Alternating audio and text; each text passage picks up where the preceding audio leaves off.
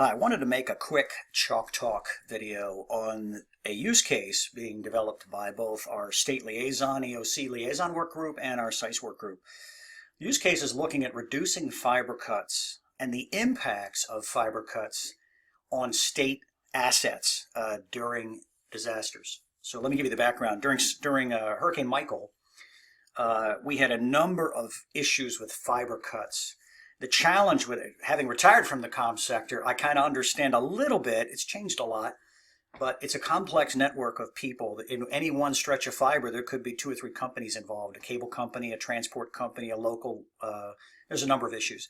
But anyway, fiber cuts occurred often enough to really cause problems during Michael, especially with state 911 centers, hospitals, police barracks. There was a number of issues that happened, not just during Michael, but other storms as well. So the big issue is, how do we reduce fiber cuts? Okay, so that's what we're focusing on, and we're focusing on the state effort. Okay, states. There's a number of initiatives going on right now in the private sector.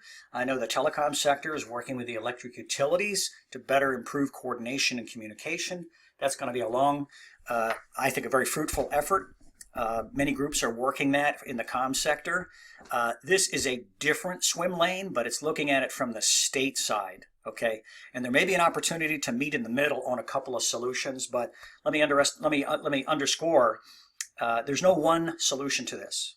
That's at least our mindset. We're looking at how can we help move the ball quickly from an operations standpoint. So with our use case development process, we look at a couple things. First, we define the problem. Okay, fiber cuts during disasters or disruptions of any kind. That's the problem we're looking to address.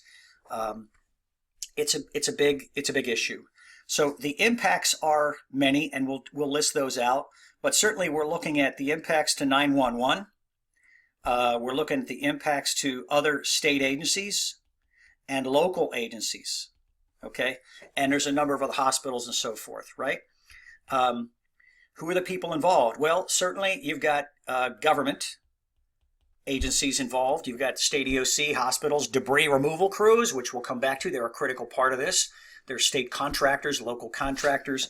You certainly have industry involved, which is your comm sector, cable companies, wireless, landline, so forth. And then you've got other groups that I would say are trade associations, federal partners, Department of Energy, the FCC, DHS, FEMA. There's a lot of people that light up during these issues. So a use case committee was stood up by the Sensitive Information Sharing Work Group under the All Hazards Consortium, I believe in May of 2019. And it had a number of conversations with the states, the state EOC liaisons that have their own work group in the SICE. And what came out of that call was the majority of the cuts were really focused, the majority of the cuts were really being caused by debris removal crews that were contracted by local or state government. And this process is the states issue a work order to the utility to make sure the power is off. Once the power is off, the debris removal crews come in, as we understand it, and they cut everything. As a matter of fact, in one state, they said they get paid by the truckload, so they're not paying attention to cable or wire. They're going to fill those trucks and get onto there because they want to get paid. They want to be safe. They want to open the roads so that supply chain and medical supplies and water and food can be opened up to the citizens that are in that area or the businesses. But the trick we learned was the debris removal crews, who are initiated by the state EOC. So we asked for solutions, and one of the states came back. I want to thank Beverly Byerts in Florida and Persia Payne Hurley in North Carolina, who came up with this idea that, look, we use web EOC in our states or some system that cuts a work order to the debris removal crews, right? So clear this road. So the debris crews get this work order. And in that work order is all the relevant information, the stretch of road, the time, the company, the contact information, point of contact, all that stuff is in there. And what we thought, if there was a way to get that debris work order over to industry comms so that they could better coordinate, get in a truck and drive down there, be on site, do something to coordinate with the debris removal crew without impeding debris removal, that would be a great solution. So the idea was that the state EOC, right, who issues the work order, could send it to their SWIC, the statewide interoperability coordinator, who has the record and email of all the comms providers in that state. And then the SWIC could send that out to industry. And if that's on your stretch where you have assets, your role is to get somebody down there or respond in some way between you and the contractor. Okay? This would be a very fast process. It would cut the time delay. In one case, I think they said there were facilities out for multiple days while the state was trying to find out who owns that stretch of fiber, because it's very hard to find that out. It's not a fault of the comm sector. It's just it's a very complicated framework because of mergers and acquisitions and dark fibers. It's just really crazy. So the idea was to work with the state EOC. The sites would say, hey, can you do this? They take the work order, they send it to the debris removal crew, they copy the SWIC, they ask the SWIC then to forward that out to the industry folks in comms or utilities, electric or whoever. The SWIC would have control of that. And it's a great role for the SWIC because they manage all of the comms sector within their state. Okay, very, very simple operational. Not the only solution, but a solution.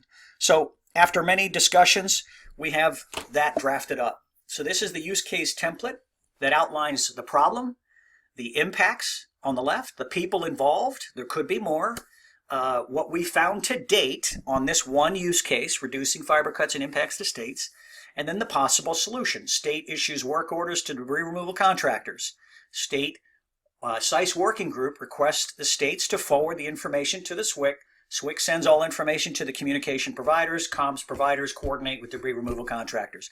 Overly simplified, but it gets the idea. Again, this is a simple operational process that doesn't require anything new other than to forward some email.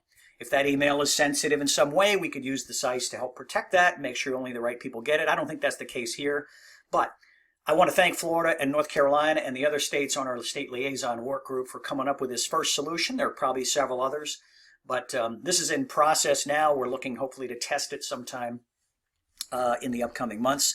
But a very simple solution that could be operational, that could benefit both the telecommunications sector and maybe take some pressure off the electric sector, who got blamed. I think I heard that the electrical contractors were cutting the comms fiber. Well, that was really not what we found out when we talked to the states. It's really the debris removal crews. Not that they're bad people. This is just their job. Once the power is turned off, that pile of rubble needs to get out of there.